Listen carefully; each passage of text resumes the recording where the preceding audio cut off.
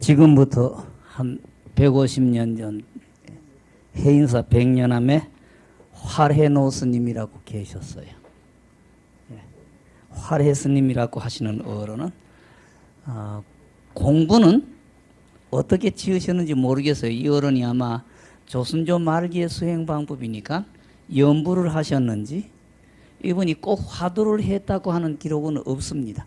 일상에 늘 모든 걸 보면 주로 미타 연부를 하신 것 같아요. 미타 연부를 하신 것 같은데 평소에 기틀이 승해가지고 나한님네를 주장자를 가지고 머리를 톡톡톡톡 두드려가지고 영험을 내셨어요. 활해스님이라는 어른은 나한전에 가서 절을 하고 축원을 하는 게 아니고 나한님네를 주장자를 가지고 머리를 톡톡톡톡 두드려가지고 영험을 내셨어요. 그러는데 어떻든 한번 말씀을 내면은 시간 가는 줄을 모르시는 겁니다. 자기 혼자 그 법의 즐거움이라고 할까?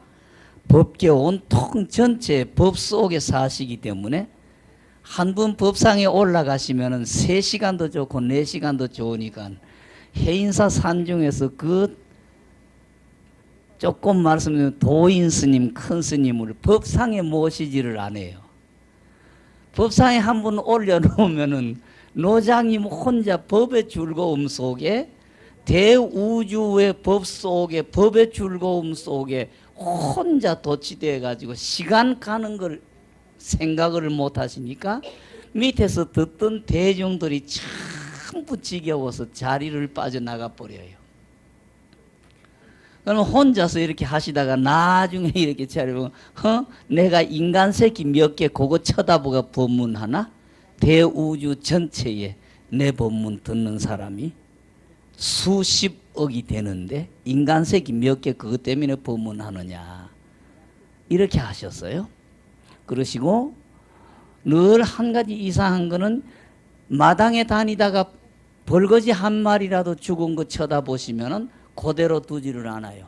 딱 주워가지고 와가지고 그 집안에 결국 난리가 나는 겁니다. 고향 맞이 지으라고 집안에 초상이 났는데도 한 놈도 본치 안 한다고. 벌거지 한 마리 죽은 걸 딱 주워와가지고 집안에 초상 났다 이겁니다. 집안에 초상이 나가지고 있는데 한 놈도 본치 안 한다 그러셔가지고 고향주 맞이 지으라 해놓고 고향주 스님이 맞이 짓는 사이에 당신은 이 벌레 한 마리를 저 산기슭에 갖다 묻어주고 와요. 묻어주고 와가지고 그 법당에 맞이 불기가 딴 놈들이 아무 놈이 생각도 못하니까 내가 해야지. 법당에 가서 부처님을 출근하면서 출가자 중이 된 아들이라는 뜻이죠. 출가자 활해 보기해서 상세 선망 부모 10명의 영가. 이 벌거지가 지나간 세상에 나의 부모였었을라는지 나의 형제였었을라는지 누가 아느냐. 그래서 개미 한 마리 지렁이 한 마리 벌거지 한 마리 죽은 걸 보시면은 언제나 고향주 맞이 지으라 그래요. 습관이 되어가지고 일일이 고향주 스님이 원주 스님 주지 스님 승낙 받을 필요 없는 겁니다. 딱 돼가지고 노 스님 맞이 지으라고 하거든. 시도 때도 없이 맞이 딱 지어 드리라. 딱 그렇게 돼 있으면 맞이 지는 사이 당신은 가서 묻어놓고 와가지고 법당에 맞이 불기 갖고 올라가서 불공해가지고 출가자 활해 보기해서 상세 선망 부모 10명 영가해서 축원을 꼭 하시고 그렇게 하셨어요. 노련에 나이 많으시면서 백년암에 계셨는데 늘 이렇게 밖에 나오면은 젊은 생 때 내 모습이 보이느냐, 내 모습이 보이느냐 이런 질문을 늘 하셨어요.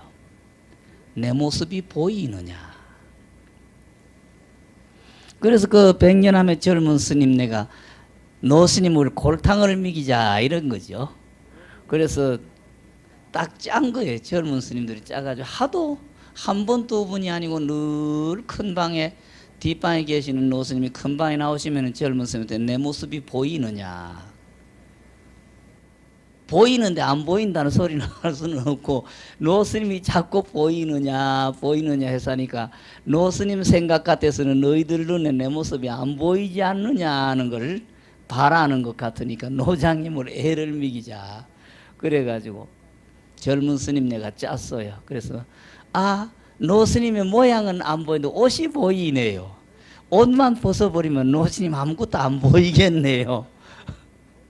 노장님이 가서 진짜 옷을 활딱 벗고 근방에 나오셨어요. 그걸 너희들은 무슨 노스님 소리는 들리는데 노스님 모양이 안 보이네요. 모양이 안 보이네요. 노장님께서 활딱 벗은 채로 백년하면서 근절까지 내려오셨어요. 근절까지 내려오셨는데 스님 한 분이 보니까 그 점잖은 스님이 활딱 벗고 오신 거예요. 낮에.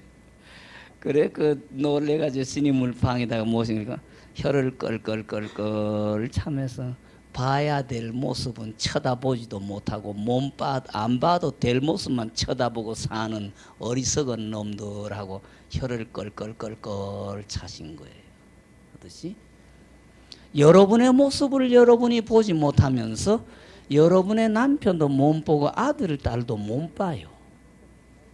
그래서 옛부터 불불이 불상견이다. 부처하고 서로 보지 못한다 그러는데, 이 노장님이 너희들이 내 모습이 보이느냐 한 캐시엄마하고는 이 중생들이 착각하는 이 모습을 보이느냐고 한 거는 아니다 이겁니다.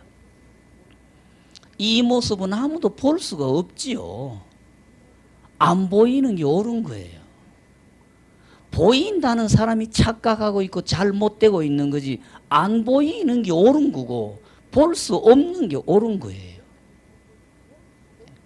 우리의 공부도 이렇게 자꾸 보이는 모습, 뭔가가 자꾸 이루어지는 모습을 자꾸 쳐다봐서는 안 되고, 처음부터 아무 모습이 없는 자리에서 이루어져 가는 모습이 없는 걸 쳐다보면서 살아야 되는데, 우리는 버릇이 돼가지고 전부 어떤 결과가 자꾸 이렇게 보이는 걸 바라고 살아요. 집집마다. 그래서 부처님의 제자들은 무소득심을 주춧돌로 해서 살아야 되는데, 이걸 유소득심에서 받아들이기 때문에 안 돼요. 자꾸 설명드립니다만, 유소득심은 국민학교 졸업한 사람은 국민학교 졸업한 차원에서 자꾸 모든 걸 따져버려요. 이게 유소득심이고, 중학교 졸업한 사람은 중학교 졸업한 차원에서, 고등학교 졸업한 사람은 고등학교, 대학 졸업한 사람은 대학 졸업했다는 그 차원에서 자꾸 모두를 이렇게 계산을, 그걸 주춧돌로 해놓고 계산을 따져요. 이걸 유소득심이라 그러고, 무소득심이라고 하는 것은 엄마 뱃속에서 딱 떨어져서 첫두름이 떨어지기 전에 아무런 분별 하나도 붙어 있지 않는 자리, 주춧돌이 없는 자리, 여기에서 부처님의 가르침을 받아들여야 돼요.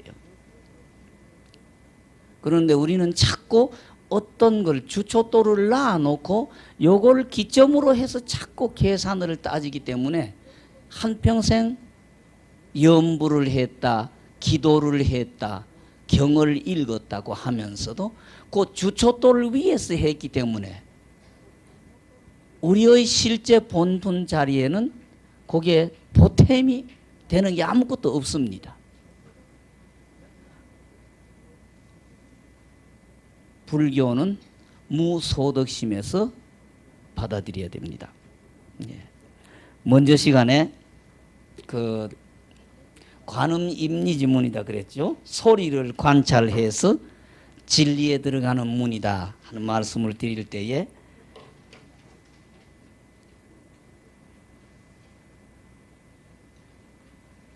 우리가 지금 조용히 이렇게 들어보면은 무슨 소리가 자꾸 들리는데, 듣는 이 자체가 뭘까? 듣는 이 자체가 뭘까 하고 생각을 해보라고 부탁을 드려가지고 조금 조용히 앉아 있었던 적이 있습니다. 그 자리가 주춧돌이 돼야 됩니다. 오늘은 먼저 분에 135의 저 끝에 조금 남았기 때문에 오늘은 거기에서부터 말씀을 드려야 되겠죠. 예. 그래서 깨달은 뒤에 닦아야 할 게 뭐냐? 깨달았으면 그만이지. 깨달은 후에 또 닦아야 할 게 뭐냐는 그런 질문 예. 해 나가다가 중간에 가가지고 끊어졌습니다. 대해종고선사 법문 예. 그러니까 그 앞에 뭘로 깨치고 나면은 비록 부처님하고 같지만은 여러 생의 습기가 익어진 버릇이 그대로 붙어 있고 번외망상의 바람은 이렇게 그쳤지만은 습기의 파도가 오히려 흔들리고 있다. 그러니 이치는 깨달은 즉시 나타나 있지만은 번뇌의 습기, 생각이 오히려 자꾸 흔들린다. 먼저 분에 그까지 했습니다. 그 다음에 대해종고선사의 말씀에 흔히 영리한 사람들은 근기가 조금 뛰어난 사람이라 그래야 되겠죠. 상근기 사람들은 힘을 쓰지 아니하고 이 일을 안다, 깨친다 이거죠. 깨치고 나서는 너무 쉽다는 생각을 일으켜서 다시 후천적인 노력을 하지 않다가 날이 오래되고 달이 깊어지면은 깨닫기 이전의 자리에 돌아가서 흔들려서 업의 힘에 번외망상에 흔들려서 윤회를 면치 못하니까 어찌 한번 딱 이거 알았다 이해했다 가지고 후천적인 수행을 버려둘 수 있겠느냐. 먼저 시간에 거기까지 갔습니다. 지금 이제 하동 쌍계사의 진강국사의 그 비문에도 보면은 일단 깨달은 다음에 내 그림자를 밟는 것과 같고 바람을 잡아매는 것과 같은 후천적인 피나는 노력이 따라야 한다 하는 게 그 하동 쌍계사의 진강국사 비속에 보면은 이런 구절이 나옵니다. 그래서 여기 막 꼭 예더런들이 주로 보면은 먼저 깨달았다. 요거는 해오라 그랬지요. 먼저 깨달았다. 그 다음에 후천적인 수행이 피나는 수행이 뒤따라서 후천적인 노력과 내가 먼저 딱 체험한 차원이 하나가 되는 차원을 완전히 정이라고 본 옛 어른들의 수행 방법이 모두 이런 식으로 넘어갔습니다. 하듯이 깨달았다 거기에서 끝나는 것 아니다 이거죠. 깨달았다 후천적인 버릇 자꾸 이렇게 번외망상이나 버릇에 흔들리지 않는 노력이 있어야 한다 그랬습니다. 오늘은 그 다음입니다. 그러기 때문에 깨달은 후에 요거는 돈오 이걸 해오라고 그랬습니다. 예. 자성 우리의 자성이 본래 공적하고 부처님과 더불어 다름이 없는 차원을 이렇게 딱 체험하는 것 예. 해오다 그렇게 말씀을 붙였어요. 그렇기 때문에 깨달은 뒤에 긴 시간을 어떻든 자꾸 살피고 반조해서 망령된 생각이 문득 일어나거든 호련히 일어나거든 전혀 이 망령된 생각을 따라가지 말아라. 그래서 그 망령된 생각이 일어나는 걸 이 망령된 생각을 꺾어버리고 또 꺾어버려서 무위에 이루어야사 무위라고 하는 것은 무상생멸을 또는 그 다음에 변화를 받지 않는 본래 상주의 절대의 차원을 무위다 그럽니다. 조작이 전혀 붙지 않는 상태.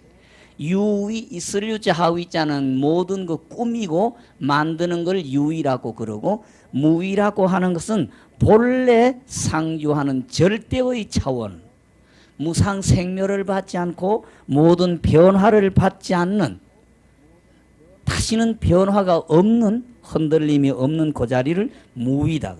그렇게 노력을 해서 무위에 이르러야사 바야호로 비로소 구경이니라. 끝나는 자리다. 끝나는 자리다. 예. 여러분들이 먼저 시간부터 자꾸 부탁드리고 있는데 도대체 내가 뭘까라도 좋습니다. 내가 뭘까 하고 있으면은 아무것도 없지 않아요. 잡을 것도 없고 생각할 거리도 없고 도대체 귀에 들리는 것 가지고도 규정도 못 내리고 생각한다는 그 자체도 생각을 내지 못하지요. 그렇게 노력을 하는데 거기에서 모든 실천을 해야 되는데 우리는 그거는 잊어버리고 분별심, 망상심이 주초돌이 돼가지고 모든 걸 영위하고 계산을 하니까 그 망연된 망상, 잘못된 분별심을 주초돌로 해서 가서는 안 된다. 그걸 꺾어버리고 완전히 이거 뭘까? 내가 뭘까라는 그 생각조차도 일어나지 않는 자리, 거기에 이르러야 된다. 이걸 금강반야라고 하겠지요. 무의. 만든 거는 무너지게 되어 있습니다. 만든 거는 무너지게 되어 있는데 이게 뭘까 하는 그 생각, 이게 뭘까라는 그 생각도 만들었기 때문에 그 생각도 없어지는데 그 생각이 떨어진 당처는 만들어진 게 아니기 때문에 무너지는 때가 없습니다. 그러니까 그걸 금강이다 그래요. 무너지는 게 없는 거, 깨트려질 수가 없고 깨트릴 수가 없는 거. 그러나 그 자리가 돌덩어리나 이것처럼 무정물이 아니고 분명히 거기에서 대우주의 모든 지혜가 일어나기 때문에 그 자리를 금강반야라고 그러죠. 금강반야. 이거를 주초돌로 해서 끝없이 전진 향상 발전하는 반야 바라미를 해가면 된다. 그렇게 부탁드렸어요. 그래서 망상이 일어나거든 전혀 망상을 따라가지 말고 그 망상을 꺾어버리고 또 꺾어버려서 마지막에 무상생멸, 변화를 받지 않는 본래 영원히 시간 공간 없이 영원히 상주하는 절대의 차원에 이르러야 바야호로 비로소 구경이니 바야호로 비로소 끝나는 자리다. 마지막 자리이니 천하의 선지식의 오후에 천하 부처님부터 시작해서 인도, 중국, 우리나라, 일본 전 세계의 선지식들이 깨달으신 다음에 모구 소를 먹인다. 그러죠. 소를 먹인다. 야성의 소를 길들이듯이 우리의 성인의 성태라 그러죠. 성인으로서의 주초돌, 성태를 기룬다. 그래서 옛 어른들이 우리나라에서는 보림한다 그러죠. 보임한다 그러죠. 발음은 보림이라 그러지만은 그 자리를 보존해서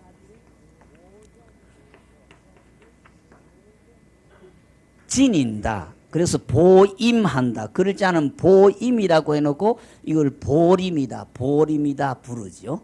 여기 모구행이다. 야성의 소를 길들이듯이 우리의 성태를 단련해서 기룬다. 그래서 모구행이다 그러죠. 그래서 이 보조국사 같은 분도 자기의 호를 모구자다 그러셨어요. 소미기는 사람이다. 그리고 중간에 서산대사의 제자 편양스님 같은 어른도 양치는 사람이다. 편양이라고는 단어 자체가 모구나 편양이나 모두 똑같은 뜻을 갖고 있습니다. 근데 깨달은 뒤에 선지시스인데 깨달은 뒤에 후천적인 보림이라고 하는 노력이 이런 까닭이다. 그러니까 습기, 번외망상 익어져 있는 버릇이 자꾸 이렇게 나는 걸 꺾어서 마지막 무의 자리에 도착하기 위한 노릇이다. 내가 곳곳에서 여러 차례 말씀드리듯이 습기라고 하는 게 참 무섭습니다. 버릇이라고 하는 게 무서워서 부처님의 제자 지혜제일 사리불존자라고 하는 분이 그 아라한과를 깨달아가지고 신통력도 신통제일 목련존자라고 하지만 목련존자보다도 몇 갑절의 신통을 지니고 있었던 분이 사리불존자입니다. 아라한과를 깨달아서 생사를 마음대로 할 수 있다는 사리불존자 같은 어른이 부처님과 그 부처님의 제자 대중 앞에서 성을 발칵발칵 잘 냈지요. 부처님의 제자 가운데 부처님하고 대중 앞에 성을 그렇게 잘 낸 사람은 없었어요. 둘도 없었어요. 사리불존자가 지금에 와서는 좋은 장점만 남아있으니까 사리불존자 그런 것 같지만은 사리불존자 개인의 행을 이렇게 보면은 그 부처님 앞에 그 대중 앞에 그 성을 팔깍팔깍 잘 낸 거는 사리불존자 같은 게 없었어요. 그래서 그 대중들이 저런 덕행을 많이 닦으시고 수양이 저렇게 깊으신 분이 어떻게 성을 저렇게 내느냐 그러니까 부처님께서 전생에 오랫동안 독사였었다. 그래서 그 버릇이 나왔다 그렇게 했죠.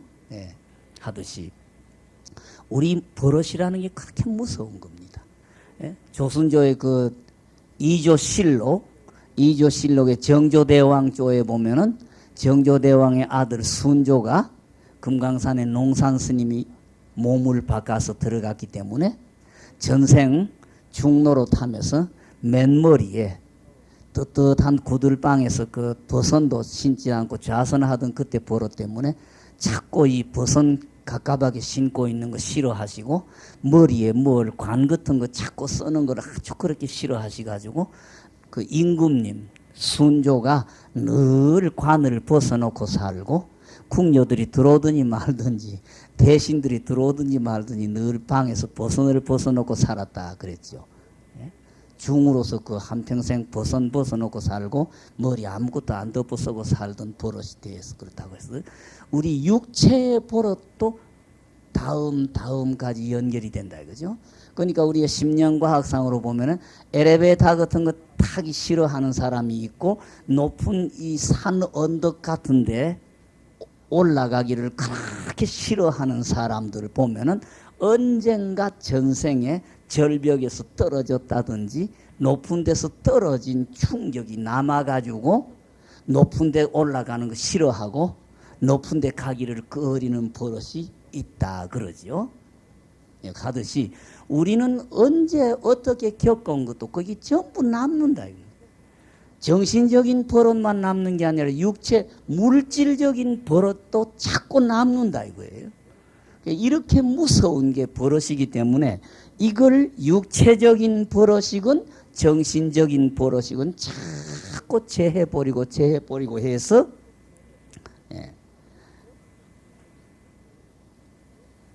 우리가 딱 이론적으로 딱 체험해서 다시는 변동이 없는 자리 확신을 갖는 걸 돈오한다 그래요.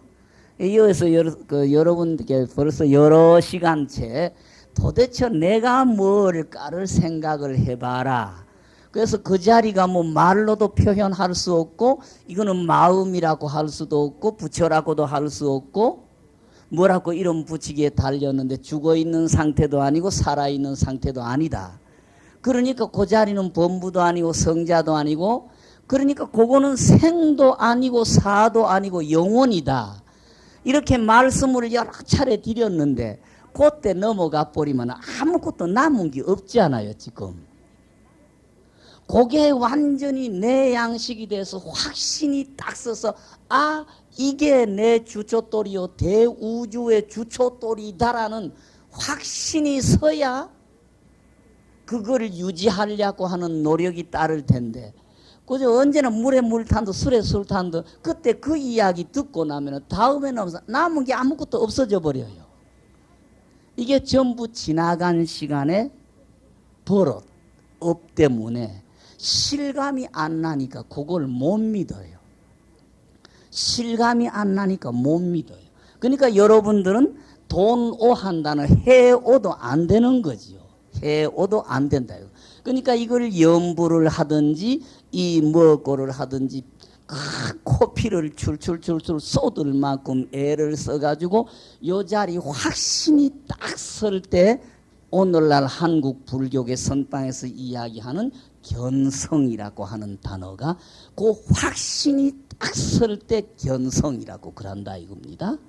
예, 그러니까 그 확신이 선 것을 여기에서 이야기하는 돈오, 해오다 이겁니다. 이해한 오고 그 다음에 그 오와 후천적인 노력이 완전히 같이 가가지고 마지막에 절대의 차원에 가서 다시는 흔들리지 않을 때를 증독할 증자 증이라고 한다 이겁니다.